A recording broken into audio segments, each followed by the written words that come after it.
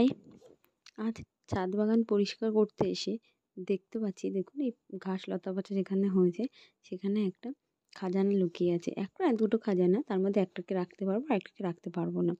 তার মধ্যে হচ্ছে যেটা রাখতে পারবো সেটা হচ্ছে পুঁইশাক গাছ, আর রাঙালু গাছটাকে রাখতে পারবো না, আর এটা পাথরের মধ্যে হবেও না। এখান থেকে অনেকটা বড় হয়ে গেছে, তো এখান থেকে তুলে নিলে হয়তো রাঙালু গাছটাকে আমি বাঁচাতেও পারবো না। পুঁইশাক গাছটা তুলে নিচ্ছি, রাঙালু গাছটাকে উপরে ফেলে দেবো। ঘাস লতাপাতা যেমন পরিষ্কার হয় সেরকম তো পরিষ্কার করতেই হবে। রাঙালু গাছগুলো ফেলে দেবো, আর ওটাকে আমি পরে সার হিসেবে ইউজ করে নিতে পারবো খোসা ফেলার বালতিতে রাখলে। আর আমাদের বাড়িতে না খুব একটা কেউ পুঁইশাক খেতে পছন্দ করে না, কিন্তু তাও গাছটা ফেলতে মায়া লাগছে। জানি গাছটা হয়তো বসিয়ে দিলে আমি বাঁচিয়ে নিতে পারবো। তাছাড়াও দেখবি কুমড়ো আলুর তরকারি বা গাঁটি কচু দিয়ে পুঁইশাকের তরকারি, এইটা খেতে খুব ভালোই লাগে। কুমড়ো আলুর তরকারিতে পুঁইশাক দিলে তো আমার ভীষণ ভালো লাগে।